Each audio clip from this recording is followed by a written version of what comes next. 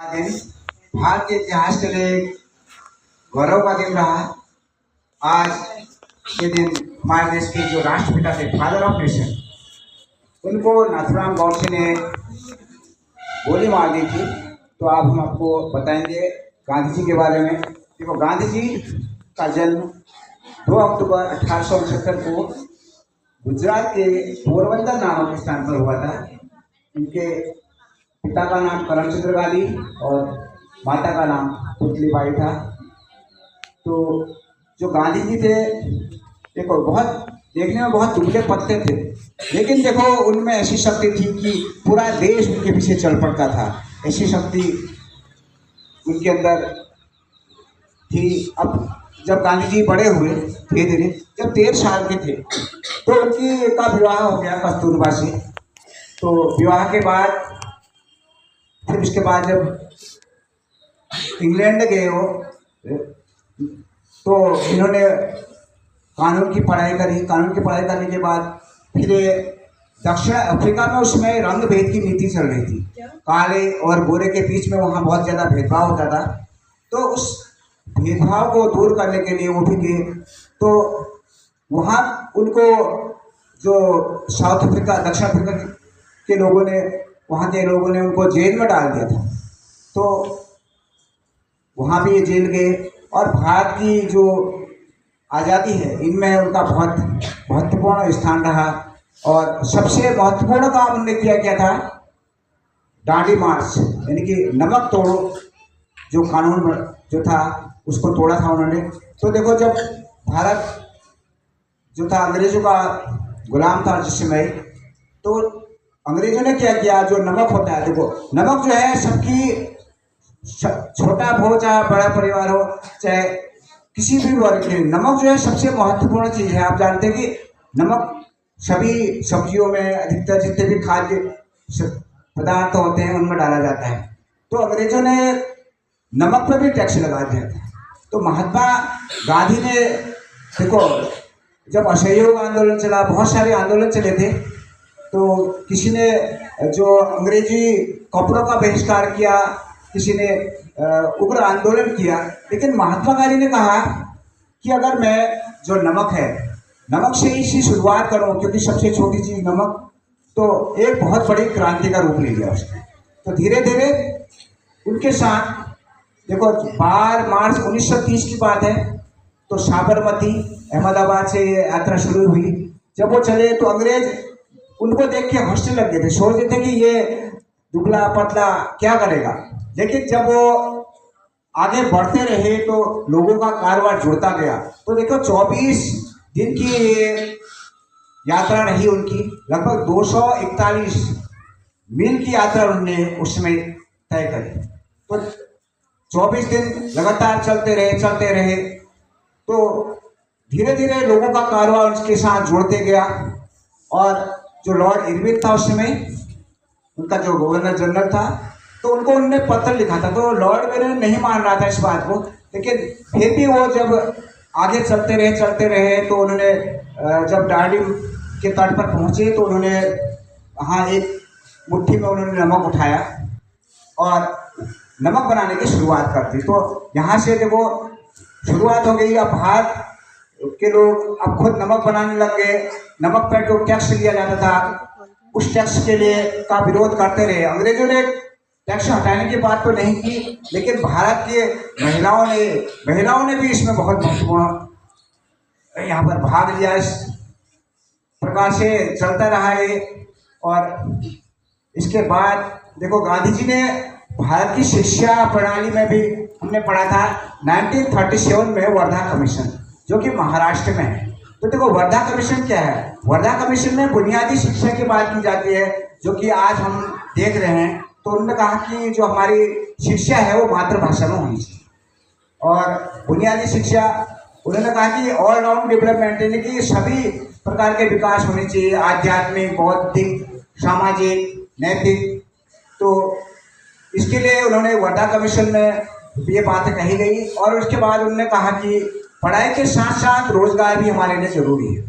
तो रोजगार के लिए भी उन्होंने कहा कि पढ़ाई हमारी इस प्रकार की हो कि बच्चा पढ़ने के बाद स्वरोजगार अपना पाए। तो उन्होंने क्राफ्ट को, जैसे कटाई बुनाई, इन चीज़ों को अपनी शिक्षा पद्धति में अपनाने के लिए कहा था।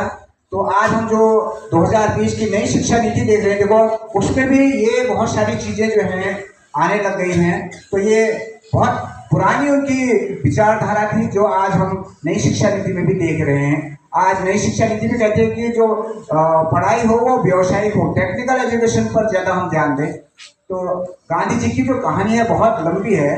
तो देखो गांधी जी ने एक किताब लिखी थी, जो किताब मैंने MA में पढ़ी थी, माई एक्सपेरिमेंट विद ट्रूथ, सच के साथ मेरे प्रयोग। तो उन्होंने उस किताब में अपने जीवन की बातें भी लिखी कि उन्होंने क्या गलतियां की और उनको स्वीकार भी किया। तो देखो एक बार अंग्रेजों के साथ बहुत सारे लोगों ने उनसे कहा था, जब वो वकालत के लिए गए थे, कि तो आप क्या करो, मांस खाओ। तो उनको भी मांस खिलाया गया। तो एक बार उन्होंने भी गलती से मांस खा लिया था। जब उन्होंने मांस खाया तो उन्होंने माई एक्सपेरिमेंट विद ट्रूथ एक किताब है, उस किताब में उन्होंने लिखा है कि मैं बाद में उन्होंने अपनी गलती को स्वीकार कर लिया।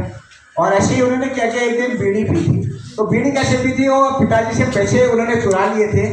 चुराने के बाद उन्होंने बीड़ी पी, तो उसके बारे में भी उन्होंने उस किताब पर लिखा है। और उसमें ये भी बताया गया, देखो जो गांधी जी थे पहले बहुत डरपोक, बहुत ज़्यादा डरते थे। तो उनके चाची और लोग, उन्होंने उनसे कहा कि तुम इतना डरते क्यों हो, बहुत सिकुड़े घर में डरे रहते थे।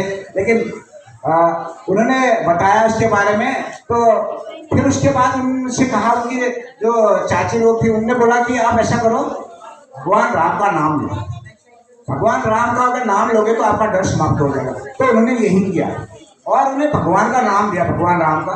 तो भगवान राम का नाम, तो उनमें से धीरे धीरे डर समाप्त हो गया। आपने देखा होगा जब गांधी जी मरे थे तो उन्होंने अंतिम शब्द भी उनके राम राम थे। तो उनका ऐसा जीवन रहा। तो तुमने रघुपति राघव राजा राम, पतित पावन सीताराम, ईश्वरंगा तेरो नाम, सबको सन्मति दे भगवान, ये भी आपने सुना। तो वो राम पर भी विश्वास करते थे और वो सत्य और अहिंसा के बहुत बड़े पुजारी थे। देखो सत्य के लिए वो हमेशा अड़िग रहते थे, चाहे कुछ भी उनके सामने समस्या आ जाए। तो उन्होंने सत्य के बारे में, देखो जो भारतीय हरिश्चंद्र नामक नाटक था, आपने सुना था वो पहले भी। तो भारतीय हरिश्चंद्र में देखा कि हरिश्चंद्र का जो बेटा था रोहित, और स्वप्न में उन्होंने अपना राज्य दे दिया था। स्वप्न में राज्य देने के बाद फिर उनके पास जब दुर्वासा ऋषि आए थे वो, तो उन्होंने राज्य दिया, लेकिन उन्होंने कहा कि तुमने तो अपना राज्य दे दिया। तो ये कहानी तो आप पहले सुन चुके हैं, इसलिए मैं उसको नहीं बताऊंगा अभी। तो ऐसे ही उन्होंने बहुत सारे काम किए। देखो क्विट इंडिया मूवमेंट चला, भारत छोड़ो आंदोलन, 8 अगस्त 1942 की बात है। तो उसके बाद उन्होंने क्या किया, देखो एक नारा दिया था, डू एंड डाई, करो या मरो। अब उन्होंने कहा कि अंग्रेज हमें आज़ाद नहीं करना चाहते। तो इस नारे से ऐसी शक्ति आई, भारत के लोगों में ऐसी ऊर्जा का संचार हुआ कि अब अंग्रेजों को भी लगने लग गया कि अब हमारा यहाँ से जाने का समय हो गया है। और जो वर्ल्ड वॉर चल रहे थे, विश्व युद्ध, देखो पहला वर्ल्ड वॉर 1904 से 1918 तक चला था। उसके बाद उसमें भी अंग्रेजों ने कहा था कि तुम हमारी सेना में भर्ती हो जाओ, हम आपको बाद में आज़ादी दे देंगे। उसके बाद द्वितीय विश्व युद्ध चला 1939 से 1945 तक चला था। तो उस समय भी उन्होंने फिर भारत वालों से कहा कि आप अगर सेना में अपने भारत के लोगों को भी भेजेंगे तो हम आपको जल्दी से आज़ाद कर देंगे, लेकिन उन्होंने ऐसा किया नहीं। तो गांधी जी ने बहुत सारे प्रयास किए देश को आज़ाद करने के लिए। देखो उसमें भी उग्र दल, और एक तो उग्र दल था जो धीरे धीरे तो वो सोचते थे कि गांधी जी के सत्य और अहिंसा से कुछ नहीं हो सकता है, इसके लिए हमको क्या करना पड़ेगा, देखो बंदूक और लड़ाई का भी सहारा लेना पड़ेगा। लेकिन गांधी जी में ऐसी शक्ति थी। देखो गांधी जी जब चलते थे तो पूरा देश उनके पीछे चल पड़ता था। हमने गांधी जी के जीवन को देखा। तो गांधी जी के जीवन के बारे में अगर आपको और ज़्यादा पढ़ना हो तो आप माई एक्सपेरिमेंट विद ट्रूथ, सच के साथ मेरे प्रयोग, इस किताब को आप यूट्यूब पर भी पढ़ सकते हैं। तो उसमें गांधी जी ने अपनी कमियों के बारे में भी बताया। तो इस प्रकार से आज उनकी पुण्यतिथि हम यहाँ पर मना रहे हैं। तो उनके द्वारा जो बताए गए जो संदेश भी उन्होंने दिया, पूरा विश्व उनके की बातों को सुनता था। देखो अंग्रेज जो थे उन्होंने दमनकारी नीति उस समय चलाई थी। जब नमक सत्याग्रह चला तो